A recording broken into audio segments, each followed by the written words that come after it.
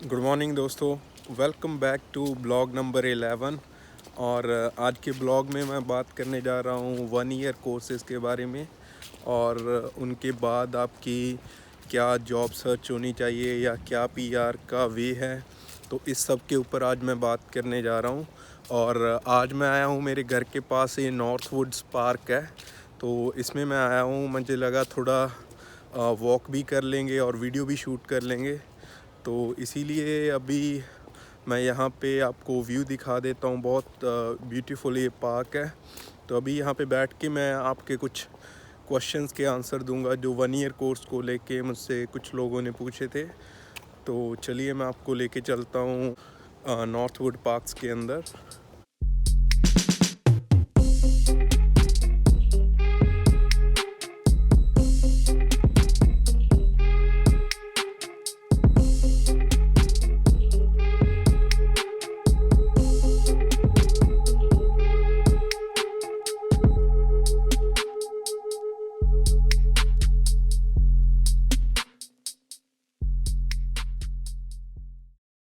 तो दोस्तों, आज की वीडियो में मैं बात करने जा रहा हूँ 1 ईयर कोर्सेज़ के बारे में। ये सवाल मुझसे अक्सर पूछा जाता है और अभी भी बहुत सारे लोगों ने पूछा कि अगर हम 1 ईयर कोर्स चूज़ करते हैं, क्योंकि काफ़ी लोग जो यहाँ पे आते हैं वो ग्रेजुएशन के बाद आते हैं, मास्टर्स के बाद आते हैं, उनकी स्टडी पहले ही इतनी ज़्यादा हो चुकी होती है कि वो चूज़ करते हैं 1 ईयर कोर्स ताकि उनको और ज़्यादा ना यहाँ पे स्टडी करना पड़े।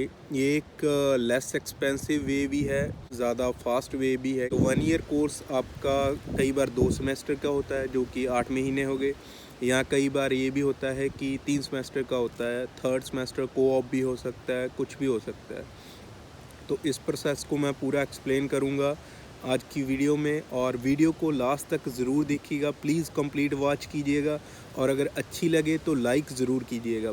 तो दोस्तों, आज इस वीडियो में मैं बात करने जा रहा हूँ 1 ईयर कोर्सेज़ के बारे में। इसके काफ़ी क्वेश्चन मेरे पास आए, तो इस प्रोसेस को मैं पूरा एक्सप्लेन करूँगा, क्योंकि ज़्यादातर जो ग्रेजुएट्स यहाँ पे आते हैं वो 1 ईयर कोर्स के लिए आते हैं।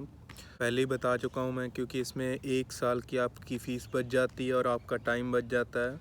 लेकिन क्या प्रोज़ एंड कॉन्स हैं इसके, इस सारी वीडियो में मैं एक्सप्लेन करूँगा। तो दोस्तों, इसमें क्या होता है कि अगर आप 1 साल की स्टडी लेके आते हो तो आपका 1 साल का वर्क परमिट होता है। तो वो 1 साल की स्टडी आपकी 8 महीने की स्टडी भी हो सकती है, 2 सेमेस्टर की या 3 सेमेस्टर की भी होती है कई कोर्सेज़ में। तो उन कोर्सेज़ में थर्ड सेमेस्टर को-ऑप होता है या सेकंड सेमेस्टर को-ऑप होता है। को-ऑप होती है इंटर्नशिप, जो भी आपको किसी जगह पे करनी होती है। कईयों में 4 महीने की इंटर्नशिप होती है, 2 महीने की होती है, 3 महीने की होती है। और ये कोर्स की रिक्वायरमेंट होती है कि ये इंटर्नशिप आपको करनी है। वो आप पे डिपेंड है कि आप कौन सा कोर्स पिक करते हो। इंटर्नशिप का फ़ायदा ये होता है कि आपको बाद में जॉब लेना ईज़ी हो जाता है। कई बार ऐसा होता है कि आप कहीं पे इंटर्नशिप कर रहे हो तो वही आपको हायर कर लेते हैं। वो देखते हैं इंटर्नशिप के ड्यूरेशन में कि आपने काम कैसा किया है। अगर आपने काम अच्छा किया है तो आपको वहीं पे हायर कर लेते हैं।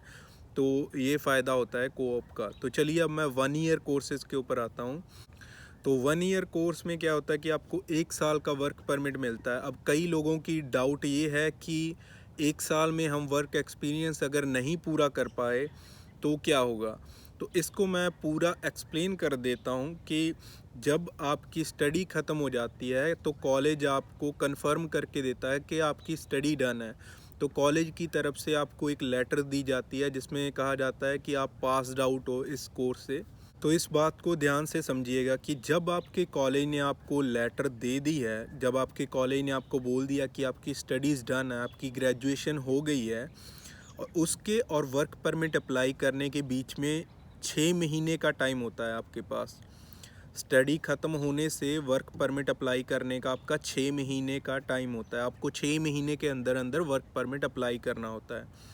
अब ये आप पे डिपेंड करता है, आप 2 महीने में कर देते हो, 3 में, 4 में, 5 में या 6 में।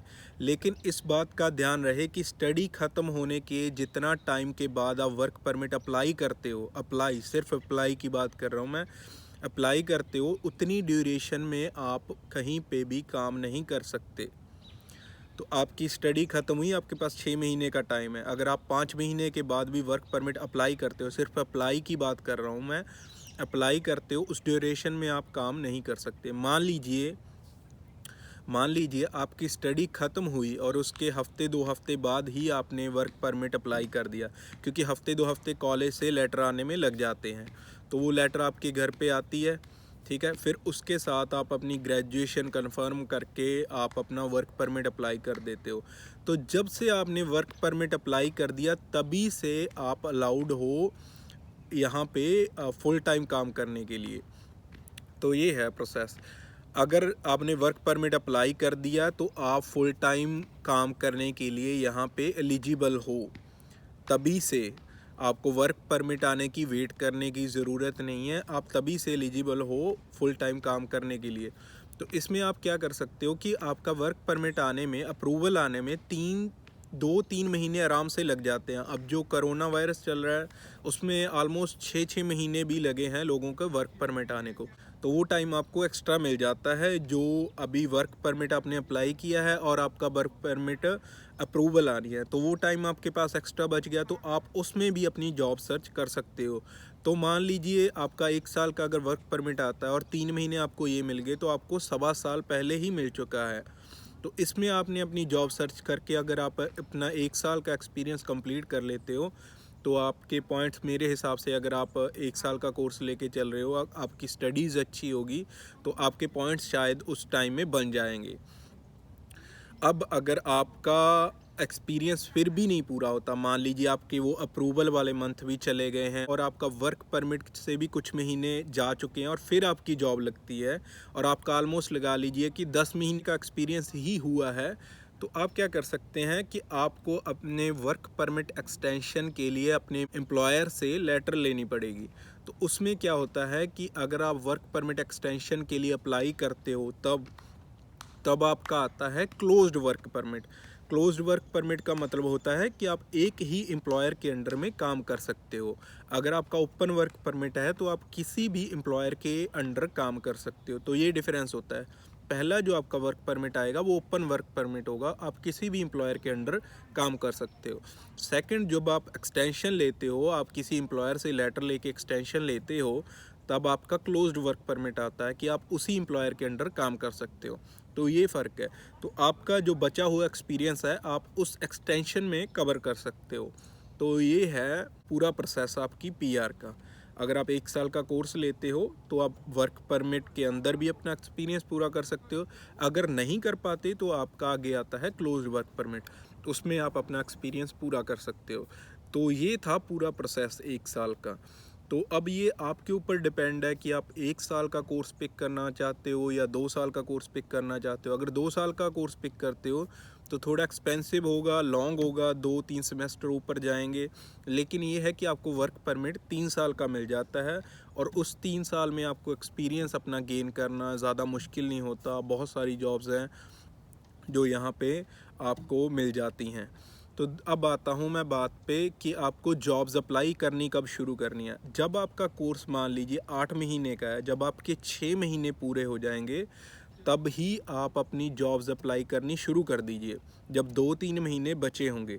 तो इससे क्या है कि आपको आगे की भी वेट नहीं करनी पड़ती, ठीक है। आपके 2 महीने आपके कोर्स के ही बचे होंगे, तभी अगर आप अपनी जॉब्स अप्लाई करनी शुरू कर देंगे तो आपके रेज़्यूमे सेलेक्ट होने में, फिर आपको इंटरव्यू कॉल आने में, फिर इंटरव्यू का रिज़ल्ट आने में कम से कम 2-3 महीने का टाइम लग जाता है।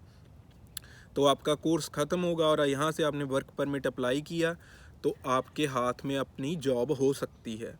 नहीं तो आप इम्प्रूव कर सकते हैं, आपको पता चलता जाएगा कि कंपनीज़ क्या देख रही हैं, कौन सी पोजीशंस हैं। तो ये आपका बेनिफिट रहेगा कि अगर आप एडवांस में जॉब सर्च और जॉब अप्लाई करना शुरू कर देंगे तो ये आपका फ़ायदा होगा। ये सारी डिटेल थी 1 ईयर कोर्स की जो मैंने आपको बता दी। होप कि आपके लिए बेनिफिशियल होगा। अगर आपको कोई और इन्फॉर्मेशन चाहिए तो आप मुझे इंस्टाग्राम पे भी मैसेज कर सकते हैं, मैं लिंक नीचे दे दूँगा डिस्क्रिप्शन में। और उसके बाद अगर आपका और कोई सवाल है तो आप कमेंट बॉक्स में भी कमेंट करके पूछ सकते हैं कोई भी क्वेश्चन, मैं हैप्पीली आंसर करूंगा आपको और कोशिश करूंगा अगर मुझे नहीं भी पता है तो मैं कहीं से पता करके आपको आंसर करने की। लेकिन अगर वीडियो अच्छी लगी हो तो प्लीज़ लाइक ज़रूर करें और मेरी आने वाली वीडियोस के लिए चैनल को सब्सक्राइब करें। तब तक के लिए मैं चलता हूँ और मिलता हूँ आपको नेक्स्ट वीडियो में।